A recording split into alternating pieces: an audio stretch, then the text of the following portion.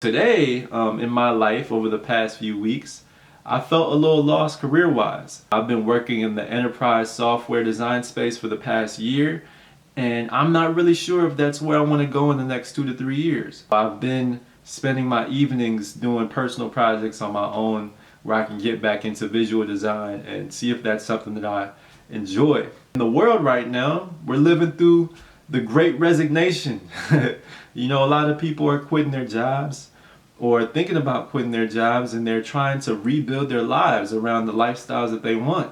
And in my personal belief, I think that design is at the forefront of all these conversations because if you want to work for a company that allows you to increase your income, you have that option through design.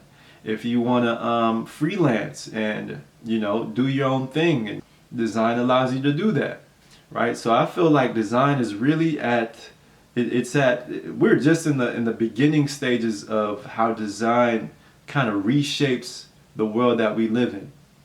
That's my personal belief. And I was having a conversation with an acquaintance over the weekend. We went out to lunch, and he's got a design studio, and I wanted to understand how he started that. And he mentioned how before he got into business, he really had to work on his insecurities. And I thought that that was an interesting thing because a lot of us don't start certain businesses, or we don't reach out to certain goals because of ourselves, right? The self limitations that we believe we believe about ourselves that hold us back. And with the great resignation going on, you also have a lot of people who are getting into spirituality and going on these self-healing journeys. And I feel like this is all connected to design, right? How do we design our lives? How do we learn about design? How do we learn about ourselves?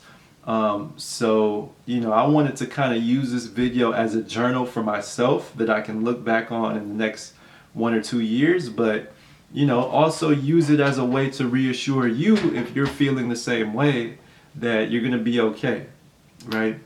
So I wrote down a bunch of different paragraphs in my journal right here, which I want to share with you guys. This is going to be a deep conversation, and I hope that after I read some of this stuff that you feel reassured that you're on the right path. We all need that reassurance as human beings. So let's get into it. So the Great Resignation, what does this all mean? Right? To me, I feel like this means that we're trying to reshape our lives, trying to reshape our families. And what we were doing for a long time is pleasing our parents with where we go to school, the kind of jobs that we take on. And then we got into the workforce. We were pleasing employers. And we lived a large part of our lives not really knowing what our needs were. Right? And I think that design is at the forefront, like I said, of rebuilding how we design our lives around work and family. I see that more people are coming to my content wanting to learn about design, and I think that people are looking for careers where they can eventually become self-sufficient. And design can definitely help you do that. But oftentimes I think that people are coming down this path scared to make the transition because of their insecurities. They don't give them and they don't give themselves that pat on the back that they deserve. Starting out, I remember when I was going to General Assembly, one of the biggest insecurities that I had was that my wife, who was my girlfriend at the time, was going to leave me because I had to spend so much time learning about front-end development and design on my own. That was something that I wanted to dedicate my time to, but I was also fearful of doing that because I was like, yo, if I'm not going to have time to spend with my girlfriend, she's going to leave me. And my mom passed away, and that kind of gave me a lot of different insecurities around abandonment when I was young. So that was something that I had to acknowledge, and I had to become accountable for my own thoughts and my own perceptions, because in reality, she wasn't my burden, but she was my reason for living at that time, right? And over the course of the past 10 years, we built a family together. We used to be broke and sip on Carlo Rossi on our Saturday nights. And, you know, a lot of family members have passed on, but we made it through all of those different storms in our lives. So whenever you feel overwhelmed, like the world is working against you, look around for the reasons that keep you going. If it's people, if it's, you know, experiences, understand that you're not defined by your circumstance and that you are protected. You know, I feel like every one of us has a reason for living in this world, and we are all spiritually guided, even though we might not feel like it at the moment. So oftentimes we believe that our self-worth is dictated by our net worth. And what we really need to understand is that we lose out on opportunities because we don't yet believe in ourselves. Right? Just like you, I'm at a crossroads in my career. There have been nights when I get very little sleep. Right now it's 1 a.m. right now. I'm making a video. Right? I felt very overwhelmed, and I've had that sensation where there's this deep feeling in my chest where I don't really know what to do, and it makes it a little bit hard to breathe. And I have to remind myself that life is not all about Instagram highlights. Sometimes we're scrubbing the toilets, and we don't know where to get the Fabuloso from, right? We are scrubbing toilets without Fabuloso, and it's going to make it a little bit harder to clean. If you don't know what Fabuloso is, please Google it right now and order yourself a bottle from Target so your toilets in your bathroom will smell sparkly clean. You know, all the Spanish households have Fabuloso. Your Spanish friends are going to have Fabuloso. It's an amazing product.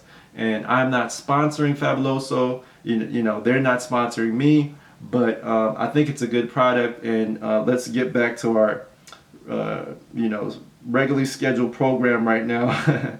But if fear has been stopping you from making moves, join me in taking the plunge.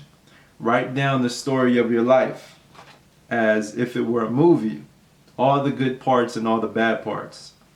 I did this a couple weeks ago, and it allowed me to see that I was making a lot of adult decisions as a child, and it allowed me to empathize with myself.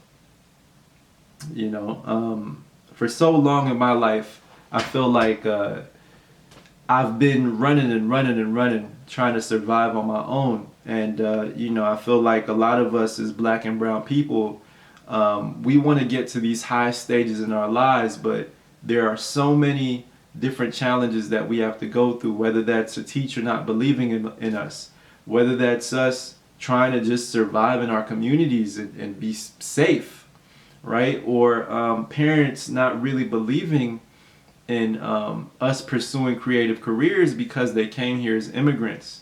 And they think that design is not something that's an attainable field to get into because they're just so unfamiliar with it, right? There's all these different challenges that we have to go through. And when I wrote down the story of my life, it really allowed me to see, damn, I came far. You know, if I could get through that, I could get through this next chapter. And allowed me to see how strong I am. And I gave myself that pat on the back, right?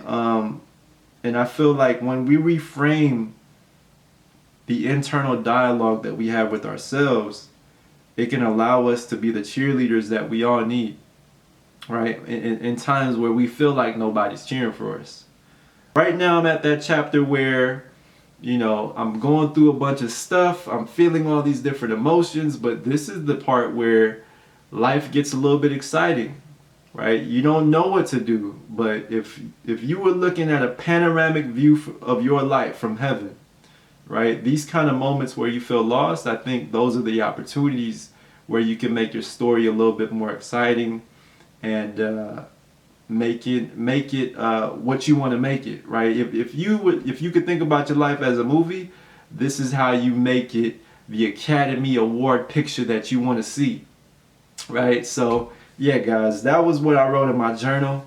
You know, I want to look back on this moment in 1 or 2 years, like I said, and be proud of how far I made it, because these aren't, you know, these kind of times where you feel lost. This is few and far between, right? Especially for myself, this is like a deep moment where I'm just like, damn, I don't know what the hell to do.